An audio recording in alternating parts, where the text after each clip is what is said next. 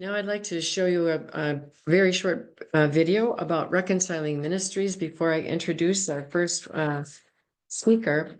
Reconciling Ministries has been around for many years, and my mother was a very strong supporter when she learned about my brother, and we have been supporters for a long time, and I hope you will be too. Reconciling Ministries Network is committed to intersectional justice across and beyond the United Methodist Connection, working for the full participation of all LGBTQ people throughout the life and leadership of the Church. While the last General Conference lifted the requirement to discriminate, the Church, our churches, and our institution are still works in progress. As long as God keeps giving us the gift of LGBTQ people being born into our church, we'll keep moving, as John Wesley said, onward toward perfection in love. RMN is your partner in ministry on this and every juncture of our journey for a church for all people. We put on virtual learning opportunities. We publish guides and liturgy and curricula for churches and small groups. We organize justice seekers for acts of witness. And we build joyful, lasting community where there is room for you too, wherever you're from and whoever you are. The Spirit is moving. Come now and be a part of the movement. To learn more, go to rmnetwork.org or send us a message at hello@rmnetwork.org.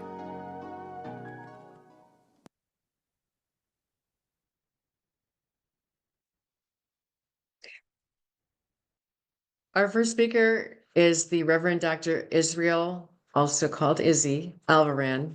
His pronouns are he, him. And Reverend Dr. Alvaran is a United Methodist elder from the Philippines and a clergy member of the California Pacific Conference. He is the only openly gay clergy ordained in the Philippines Central Conference and a founding member of the United Methodist Queer Clergy Caucus. Reverend Dr. Alvaran previously served as RMN's organizer for the Western and North Central jurisdictions and is now the director of United Methodist Connections for RMN. He facilitates building the inclusive community workshops, and we'll tell you about that a little bit later. Please welcome Reverend Dr. Izzy Alvaran. Thank you, everybody. I'm starting my clock here. You know what they say, there's an unwritten beatitude. Blessed are those who speak short, for they shall be invited again. So I'll try to keep it to, to the time allotted to me. But one thing I love about us United Methodists is that our sacraments, the sacrament of baptism and the sacrament of God's table, which we call communion, the Eucharist, um, they exemplify, they show us the openness of our church. You know, if you take communion, anybody can take communion, right? Anybody can take communion. Um, when you're invited, it is God's table. And then at baptism, when we bring a person to baptism, be it a child or an adult or a youth, young adult, we make pledges that we will resist evil, oppression, injustice in whatever forms they present themselves, right? And that there are no fine prints to that welcome of grace. We don't say, if this child turns out to be X, Y, and Z after 15 years, we will revoke that baptism. We don't do that, right? Because we celebrate that that person is a child of God. Well, my favorite baptism, my favorite sacrament personally would be baptism, because I think as an openly gay man, that is my stake on the ground in this church. That since I was born, all I've heard from the church is that I'm not fully welcome. And I could tell you more about that. As I was baptized twice. Anybody here been baptized twice? No? We don't do that as United Methodists. We don't rebaptize people. But I grew up in a family where my father, this is all in the Philippines, my father was a convert to Methodism, and my mom's family were all devout Roman Catholics. I was born and raised in the Philippines. Um, the deal was they would get married in a Methodist church. That's my dad insisting it. And but the firstborn would be baptized Roman Catholic. So I was born, and my dad, agreed to that. And so I was brought to a Roman Catholic church and I was baptized. I actually know where that church is. But my dad secretly brought me to a Methodist church soon after that.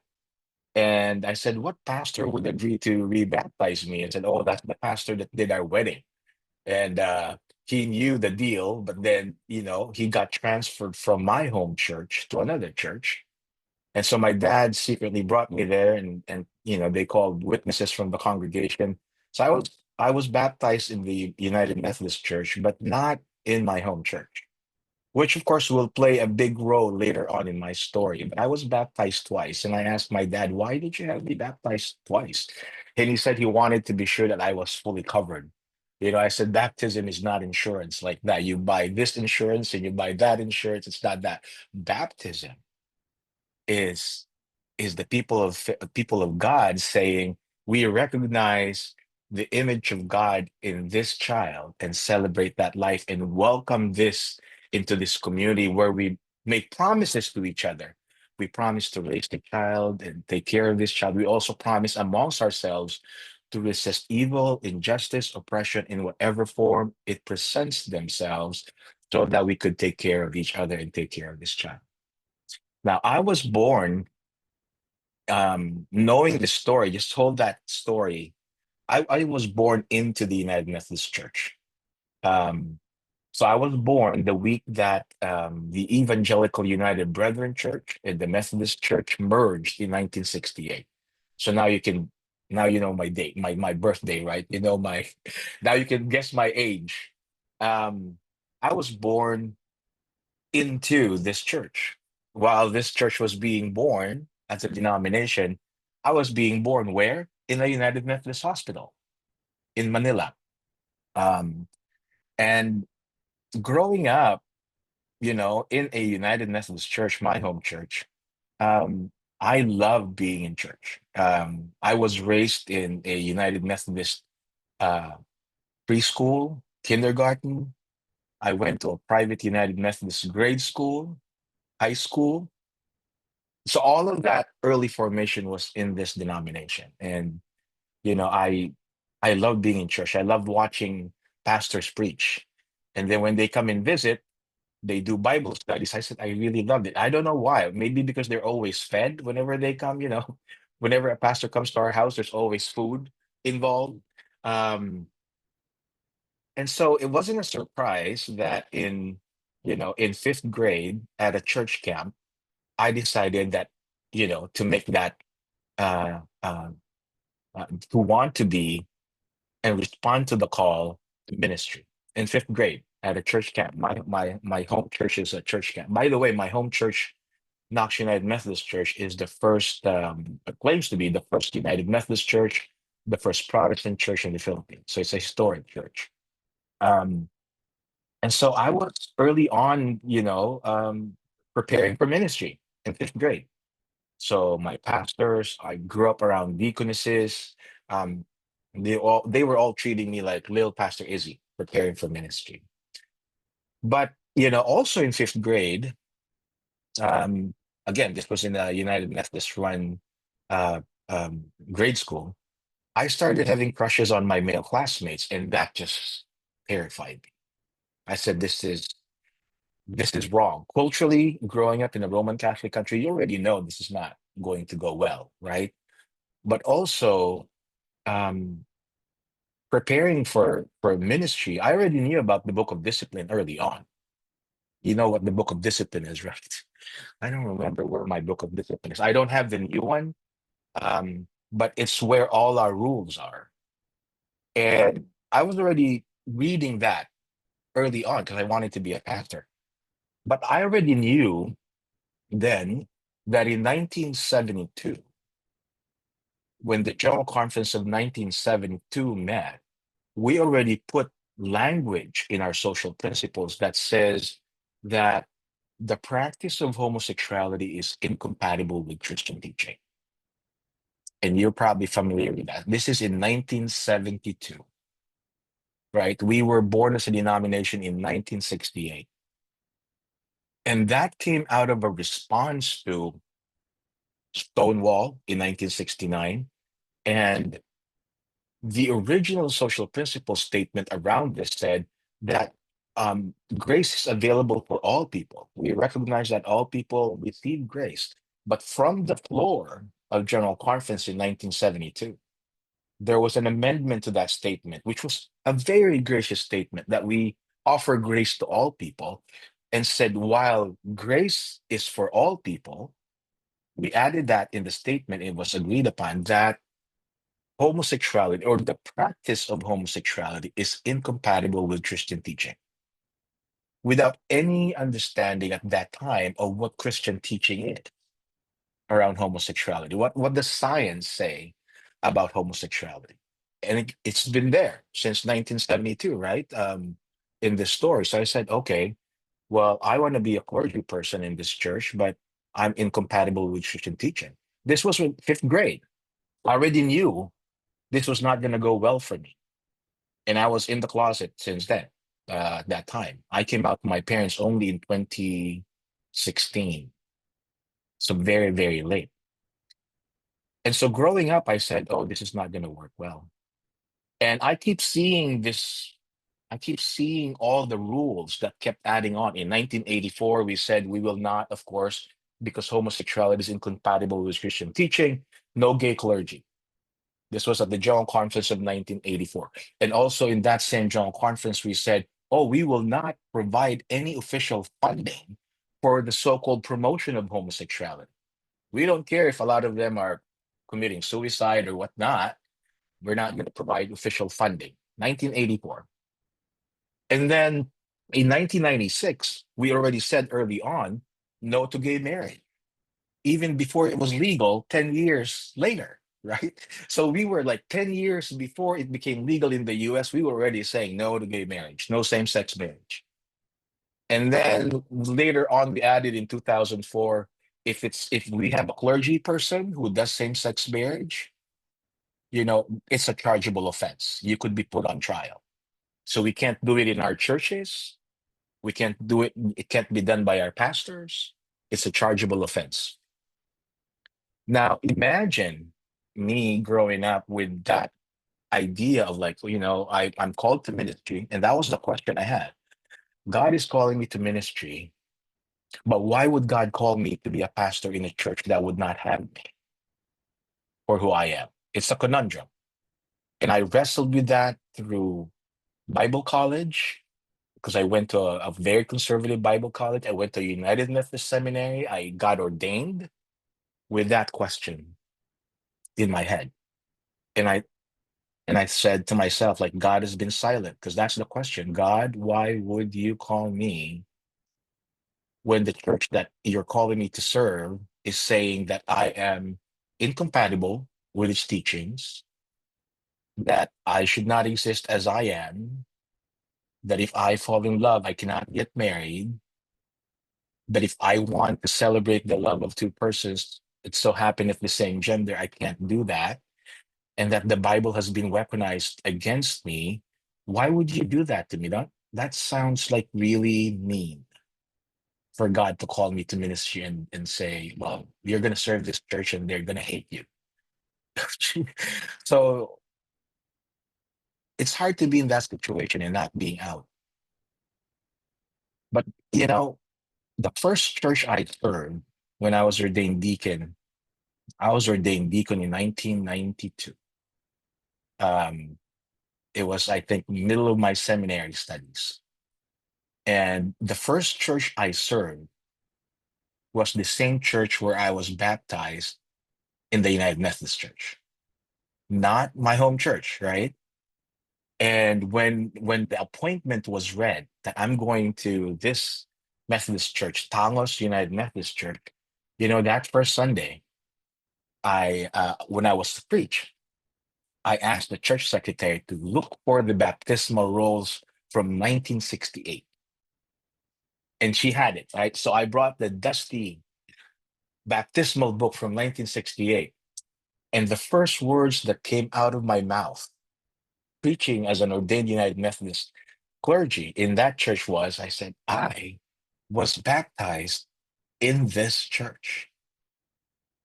I was baptized in this very sanctuary. And I showed them, I said, here's the proof. I was baptized in this church. And as I was saying that, of course, the heavens didn't open. There were no angelic trumpets sounding, but I was having this silent conversation with God. Because all throughout my life until that moment, my question was, why would you call me to serve in a church that would not take me for who I am and accept me for who I am? Why would you do that? Is there something wrong with me? And at that very moment, God was telling me in my heart of hearts as I was preaching my first sermon. Yeah, it's hard when you're preaching and then you're having another conversation in your head. You're just like reading your sermon, but God was telling me, child, in this very sanctuary, I took you as my child, and my people accepted you. They might not be ready to receive you fully. This was in 1992. But one thing you should know, I have brought you full circle to this very place where you were baptized for a reason. That was my first church assignment. When I called you to ministry, you asked me, why would I do that? Why, in your church, the Methodist church is not ready to receive LGBTQ people, but you're here because there's nothing wrong with you.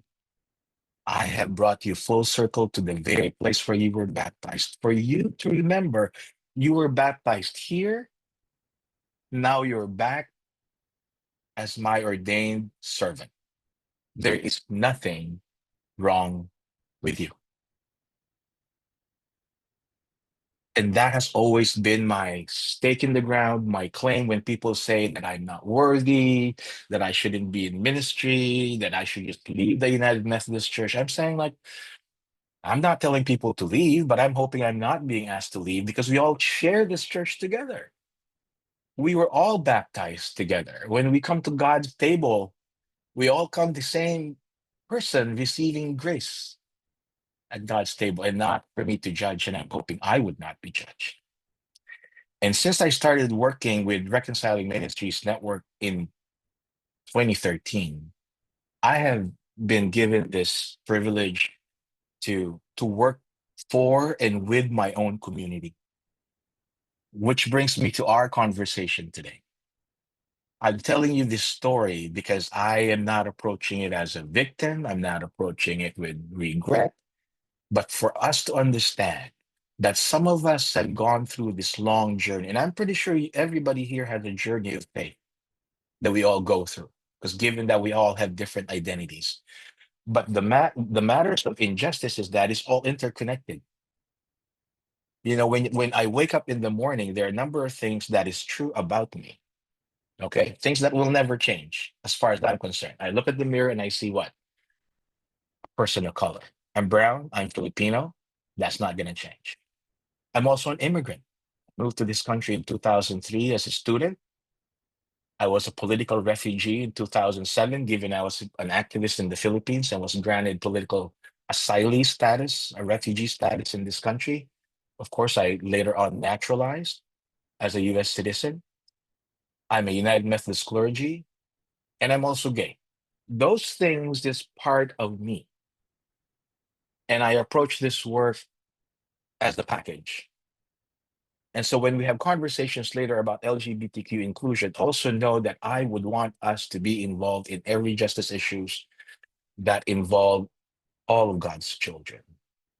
Now, I showed you a little bit of snapshot of where we've been vis-a-vis my story. It's hard, but I'm here. I'm a baptized child of God. I'm not going anywhere. And I know that God calls me and values me.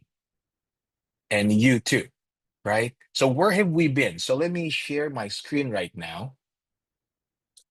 I think I could share my screen, right, Lisa? So I have slides. These slides, you will have access to these slides. So you don't have to worry. And I think we have advanced material. So let me pick this right here. Okay. Could you all see that? Yes, we Great. can. Thank you. Okay, perfect. Okay, great. Okay. So I would love to share with you about building beloved community and affirming LGBTQ plus inclusion. And I want to be able to see you enlarged on my screen. Okay, great, because I want to see your beautiful faces. Okay, so I asked earlier, where have we been on LGBTQ plus inclusion? What happened at the 2024 General Conference? I shared with you a snapshot of what we've been doing since 1972, right? Imagine that 1972, fast forward to 2024.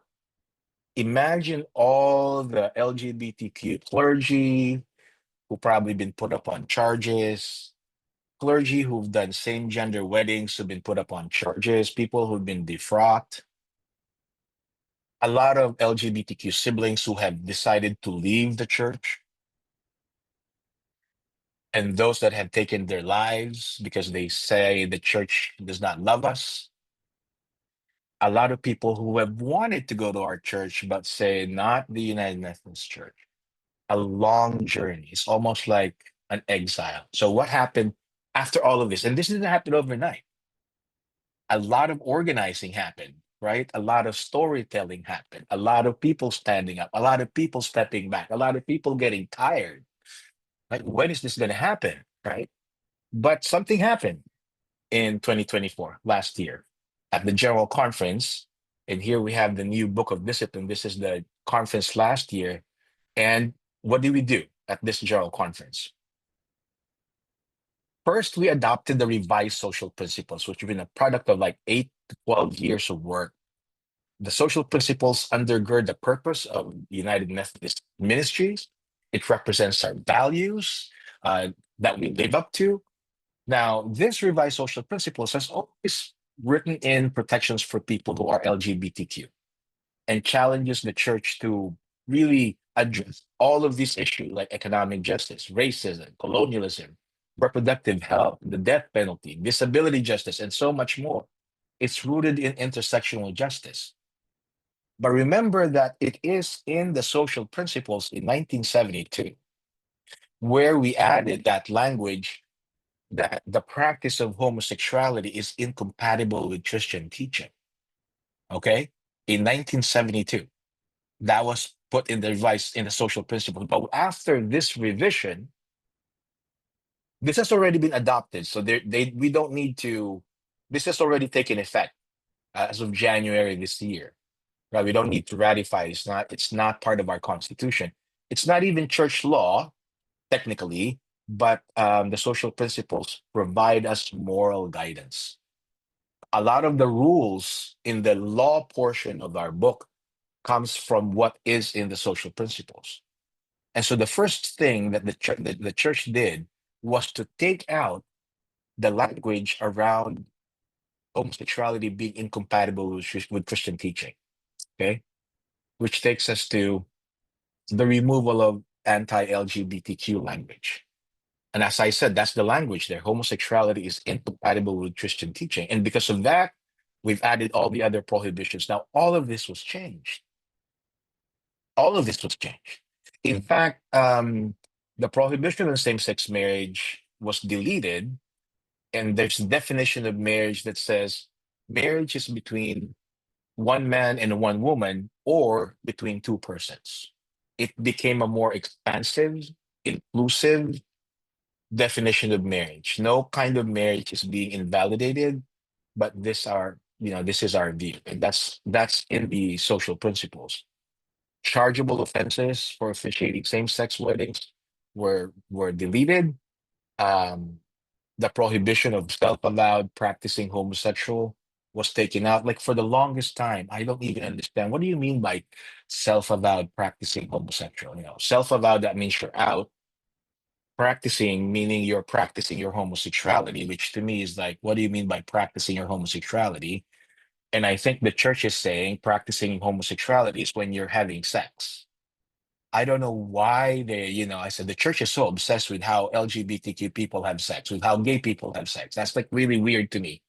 You know, when, so- when that's why I'm saying if when we baptize children, we don't say if this child turns out to be lesbian in 15 years, then we're revoking the baptism. We don't do that, right? So now we're saying that we're taking that out. I've always said I'm not a self-avowed practicing homosexual because I'm not no longer practicing. I'm an expert homosexual. In fact, I'm a professional homosexual, right? I do this for a living, so so to speak, like I speak to people as a homosexual. I'm not practicing. Anyway, all of that is gone. Thank God, all of that is gone, right? Um, we took out the prohibition on the use of funds, but you know that United Women in Faith, before the ban on money, because your money is really your money, it's not apportioned funds, you were able to provide support for the Trevor Project to help youth and young adults who are probably thinking of committing suicide because they're LGBTQ. You were able to provide that fund and other support related to LGBTQ ministries early on. So you're in a bit, revolutionary, United Women in Faith, because your money is your money. Apportioned funds are funds from the church that is given to from a local church given to your conference. Those are apportioned funds. But now all of that is gone, which is great. And then the third one big thing that we did was the passage of worldwide regionalization. It transforms conferences outside the US into regional conferences, and then it creates a US regional conference. All of the things we discuss at the General Conference are usually US issues because we don't have our own conference to talk amongst ourselves. So basically, we take over the agenda. It becomes very US centric. So what this does is to decolonize our structure so that every regional conference will have its own regional book of discipline with the power to legislate policies and practices according to the region's missional context.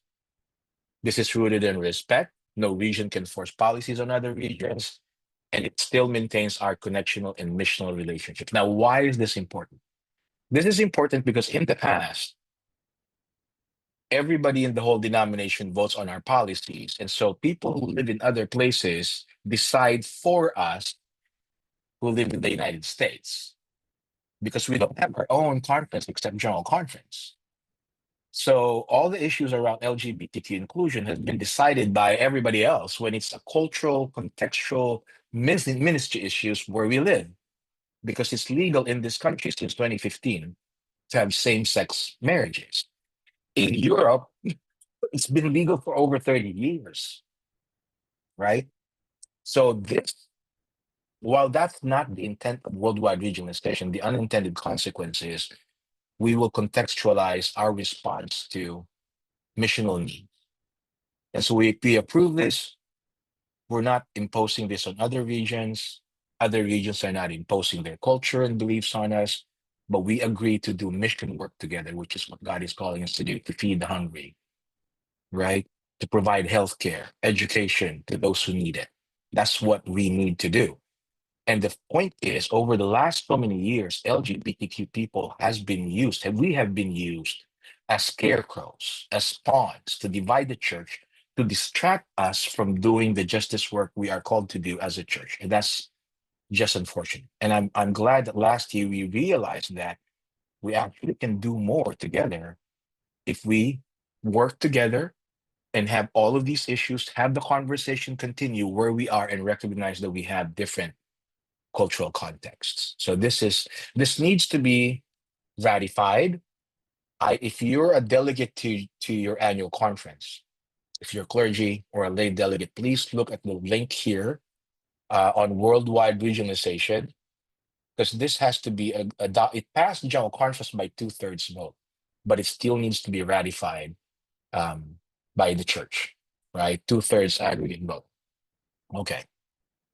So what opportunities do we have? What challenges are we facing? Where do we go from here? Okay. Let's start with the challenges. Removing the discriminatory language does not make the UMC fully inclusive and affirming. I cannot tell a gay person, an LGBTQ person, lesbian, gay, bisexual, transgender, queer, intersex, asexual plus persons. Oh, now you can go to any church that has a cross and flame. I can't say that because I'm not sure. We just took out the harmful language. It does not make us affirming. Okay? It's just neutral. Um, there are churches that have not even talked about this issue forever. And so if somebody comes to their door who for them looks like a man wearing a skirt, that would be an issue, right? The use of pronouns for that transgender person would be an issue. If they come with a whole family with two moms, that would probably be an issue for some churches. Now, there will continue to be regions with anti-LGBTQ policies. I was just at my central conference, my home central conference in the Philippines last November. Whatever we took out at the general conference, they put back in because they have the power to do that in their region. Okay? So they were saying, and I was there, that they voted on resolution saying in this part of the United Methodist Church, we will not ordain self-avowed practicing homosexuals, and we don't have same-sex marriage, which is true because there's no same-sex marriage laws in the Philippines and most of Africa except South Africa. So there will be regions that will be anti-LGBTQ. And now we're also hearing some of our leaders, maybe a district superintendent here and there, or a bishop saying to non-affirming churches or churches that are our siblings who are traditionalists, and they are told that they do not have to change anything about LGBTQ inclusion. We took out the harmful language, but that does not affect you. Nobody's being forced to do anything, which to me as a gay person is code language for you can continue to discriminate. It's okay. Just stay in the United Methodist Church. We'll be all good and dandy and fine. But what does that mean? It makes it difficult for some conferences to ordain LGBTQ persons, to adopt policies of affirmation. In fact, now that we don't have policies against the ordination of LGBTQ persons, a lot of people are coming out. I was just talking to a pastor yesterday who wants to transfer from Alabama, West Florida, who just got divorced and came out gay all the time. He has two kids and been in the closet ever since. I'm not going to blame that pastor for being in the closet. I'm going to blame the church for forcing us in the closet, right? Because it values lying and not being authentic. Or it's good to serve the church as long as you're in the closet. That's not fair. That's not right. And so now, where are we going to appoint these gay clergy all coming out? Good thing that transgender clergy has never been discriminated in our church. We've never had anything against trans clergy so far because we've been struggling and fighting for language that they wanted to put in the book back then. So these are some of the challenges, but there are opportunities. Okay, there's a season of openness and respect.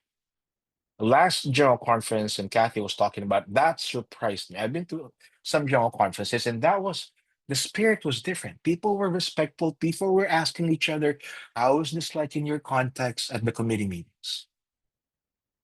Because we knew that we were going to become a church that respected the regional views of the church. And we were coming out of this affiliation. A lot of people were leaving. And people who want to stay in this church are asking ourselves, why do we want to stay and how will we make this work? If we are really a church that is a big tent and respectful to each other. Let me hear your views instead of me forcing my views on you. A lot of listening needs to happen.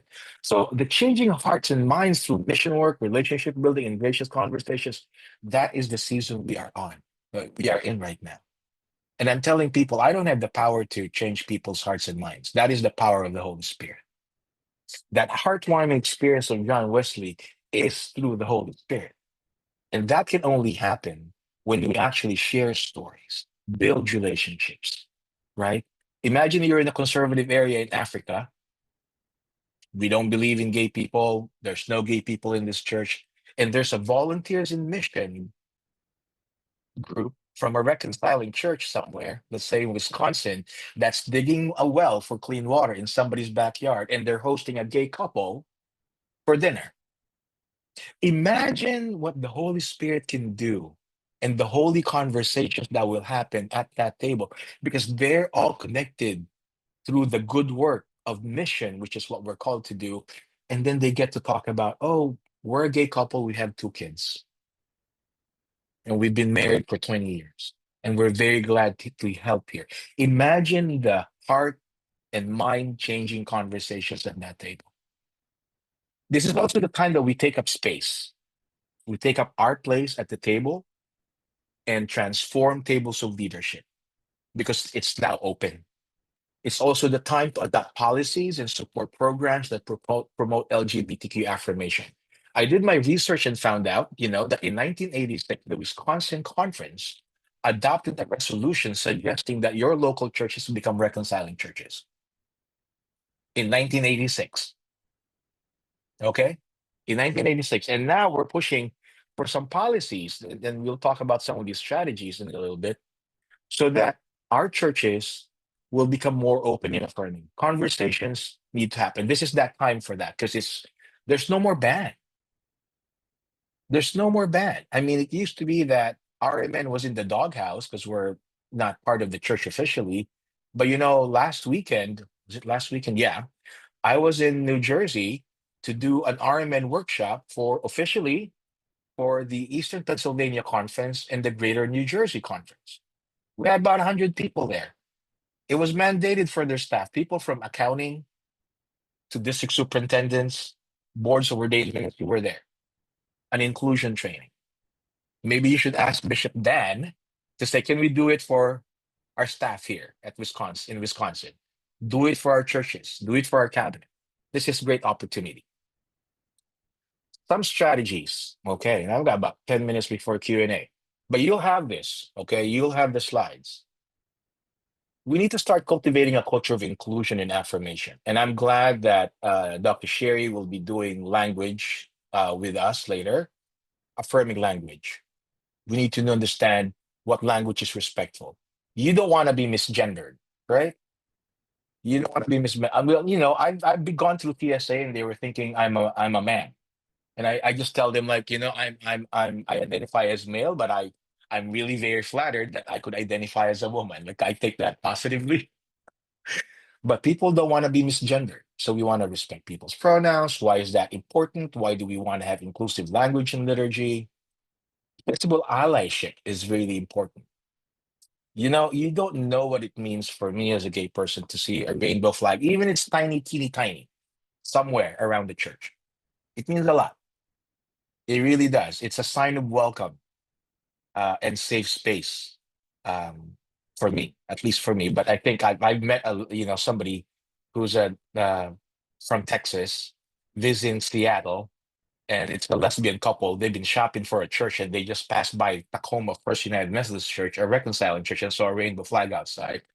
And after going around looking for churches and just saw that flag, they went to that church that following Sunday, and they've been there since. Very simple, visible allyship, or a church, a United Methodist church, walking at Pride. I know somebody who tells the story of, I saw that church. I have been away from the United Methodist Church for so long. My faith got burned in that church, right? For being a lesbian. Then I saw this church walking at the San Francisco Pride. She went to that church the following Sunday, and she left that church with a parking spot, like insured with her pass, and stay there. visible allyship. And then we need to have pastoral support groups. Do we have that at the annual conference level? Do we have that for LGBTQ members of UWF in your families? Parents of LGBTQ persons? Do we support them? Do we have networks for them? Do we have covenant groups for LGBTQ clergy? I mean, RMN is doing that where we have reconciling clergy. There's also the United Methodist Queer Clergy Caucus. But what is there in your community, in your local church? Do we have that, or do you support that? Right? PFLAG, right? The parents of lesbians and LGBTQ folks in your community. Education and awareness, and you're already doing this, which is great. Listen, share stories of LGBTQ persons. You do a lot of book studies. You have Mission U. I know you've had this focus before. There are a lot of good books there. And a lot of you probably thinking the Bible says this. I get that. There are books out there for us to study, just like let's just listen to each other. Okay. And United Methodists, when we read scripture, we're asked to read scripture through the lens of tradition, right? Human reason, what the science say, and Christian experience. What do other people think of their own experience? And we balance that out when we read scripture. Whole trainings, we're already doing that. Can we do more? Is your church interested in learning? You can contact us. We already have a package to train you in building an inclusive community workshops. Learn about LGBTQ terms and identities on the regular. And we're going to hear that today. Micro and macroaggressions, which is not just for LGBTQ persons. As an immigrant, that's also, I get that. Like people ask me like, oh, where did you learn English? You must have grown in, did you grow up in the United States? I said, no, I was born here. I'm an immigrant and English is not my first language. But we were a colony of the United States for 50 years and English was forced on my grandparents. So we speak English, right? So it's a microaggression. And then can we have seminaries that have inclusive theological education, meaning LGBTQ persons are ready to be accepted and that they actually have curricula that would provide support around biblical studies, ethical studies, theological education that values and affirms all of God's children, including LGBTQ persons. I did not have that in the Philippines when I was in seminary. I knew people probably were more supportive, but I did not have that.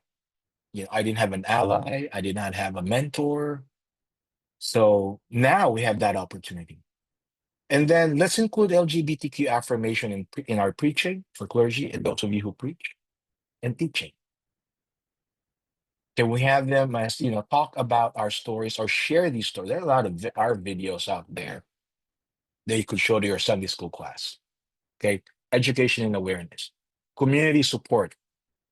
You love being in partnerships with different folks in your community, food pantries, soup kitchens. We already do this, but let's look for the unhoused LGBTQ youth in your community. What kind of support do they need? Food pantries. Some of them have LGBTQ persons.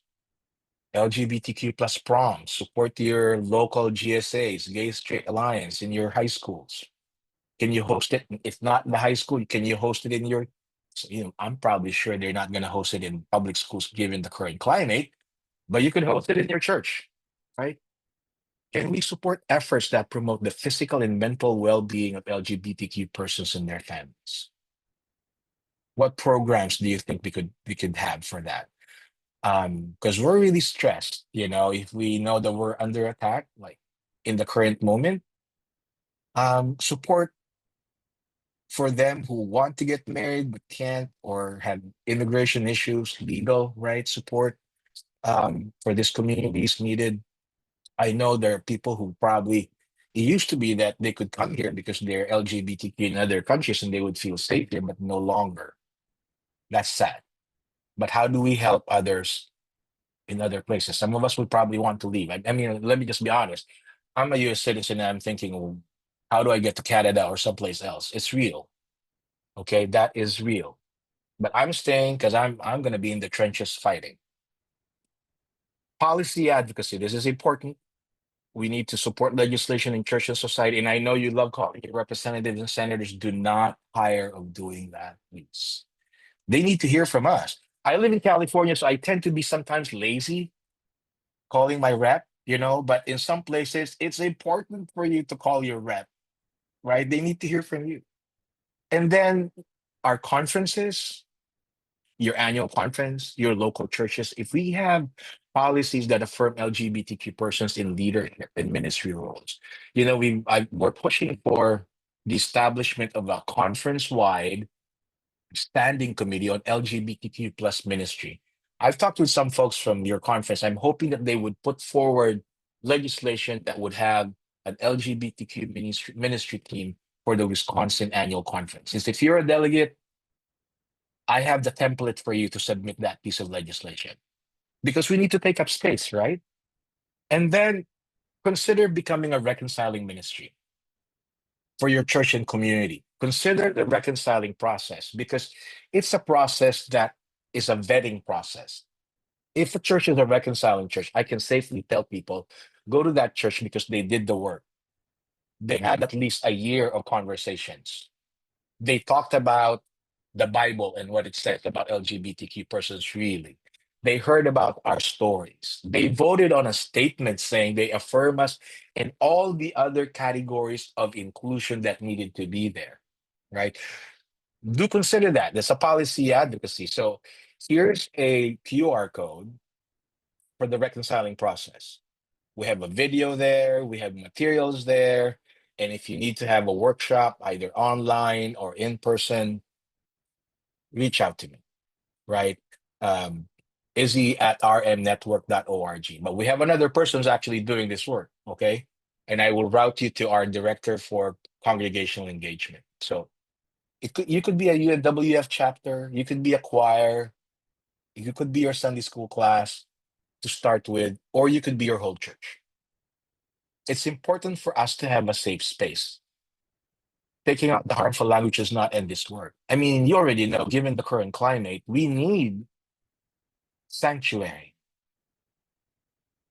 We need sanctuary when everybody, our leaders in government are telling us that we don't need to exist, that we're being erased. So consider that. And of course, I would be remiss in my work with RMN if I don't ask you to make a gift. And here's a QR code if you want to donate. We don't receive any formal money from the church.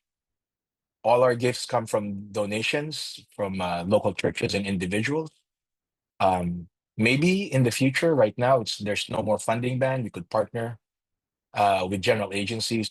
We're looking forward to doing that. That's actually part of my work as director for UM Communicate called UM Connections, is to create that relationship. So here's a QR code for that. And then lastly, I'm actually hitting 45 minutes here. We have this great convocation. Do it every 2 years. And it's happening in Madison. It's right in your backyard. This is on July 25th to 27th. See the QR code. It takes you to our website. You can register. We have great speakers. If you want to come earlier, there is a pre-convocation, a lot of workshops and gatherings. It's going to be at First UMC Madison in Wisconsin this year. So please do consider that. If you can't make it, would you consider sponsoring someone to go? Will your chapter send someone to go? Or would your chapter want to support this and send a donation? Like, I want somebody else to go. Here's some donation, here's some money, so that we could send a young person from another place to go. In fact, actually, I have someone who's in the Philippines who's an out lesbian going through online education at Drew University. She's the only one who's like publicly out in her conference as a layperson. I said, I want to take you here. Consider sending someone to this gathering who will be a voice for inclusion back where they're from. And let me close there for your questions. And I will stop sharing. Thank you. I told you it's good when I have a clock like running in front of me. Thank you so much. So you just addressed one question from Loretta about this summer, and I will have additional information in my slides at the end. Sure. You should all have received the QR codes for Reconciling Ministry as an attachment in resources. And we'll go over that page again as well. I did have a message from one of our district superintendents, Park Hunter, who said, in many Wisconsin communities, our United Methodist churches are the most open and affirming congregations. This can be a great tool for growing the church. When Onalaska UMC voted to become affirming a few years ago, their membership attendance and giving increased over the next couple of years. I totally agree.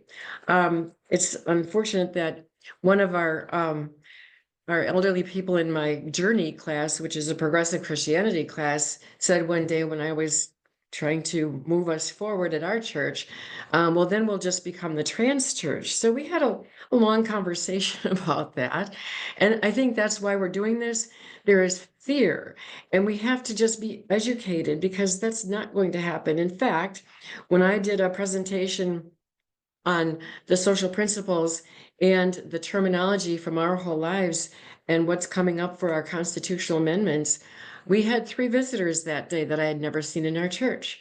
And I showed one of the videos from the general conference, and it was a Baptist pastor that was talking about her journey. And eventually and we knew that they were from a Baptist church that had closed nearby where we are. They said, well, just so you know, we're American Baptists and we were affirming and we're looking for a new church. And they said, we're going to come and we're going to tell all of our friends. Then certainly the next Monday, the friend office got a call from somebody else saying they wanted to have more information about our church. So it doesn't take much to get this out there. Are there any other questions? Oh, yes, we are going to have a Reconciling Ministry Network will have a table at annual conference, and they did last year. So look for that if you're going to annual conference. Thank you so much, Reverend Dr. Alvaran. That was absolutely perfect.